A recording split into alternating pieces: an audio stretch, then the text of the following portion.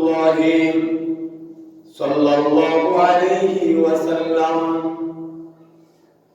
أقرب ما يكون العبد من ربه وهو ساجد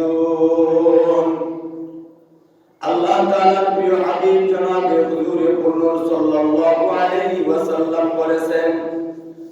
আকরাবু মা ইয়াকুনুল আবদু মির রাব্বিহি ওয়া হুয়া সাজিদুন বান্দা সিজদা করো সিজদা দাও সিজদা দেওয়ার দ্বারা আল্লাহ পাকের যত নিকটবর্তী হওয়া যায় অন্য কোনো ইবাদতের দ্বারা অতটুকু নিকটবর্তী হওয়া যায় না আকরাবু মা ইয়াকুনুল আবদু মির রাব্বিহি ওয়া হুয়া সাজিদুন বান্দা সিজদা করার দ্বারা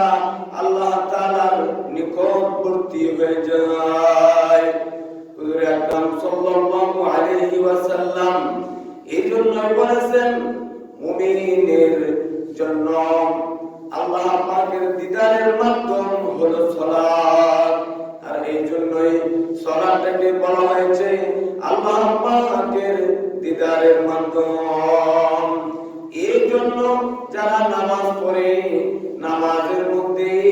যখন আল্লাহ পাকের কোরআনের তেলাওয়াত করে তখন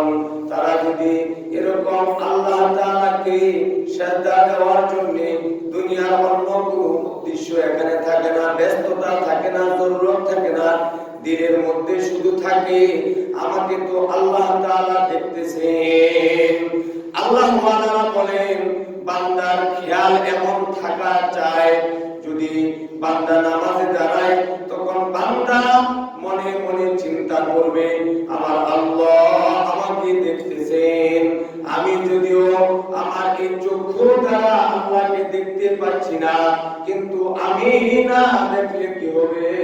আমার মালিক আল্লাহ আমাকে তো দেখতেছেন। এমন মনোভাব নিয়ে যদি কেউ নামাজের মধ্যে দাঁড়ায় তাহলে ওই নামাজের মধ্যে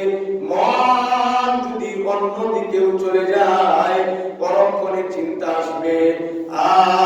আমি তো নামাজের মধ্যে দাঁড়িয়েছি আমার মন কোথায় চলে গেল, মনটাকে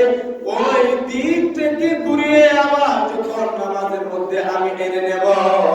তখন ওই নামাজটা আমার জন্য নাজাতের একটা মাধ্যম হয়ে যেতে পারে। সুবহানাল্লাহ।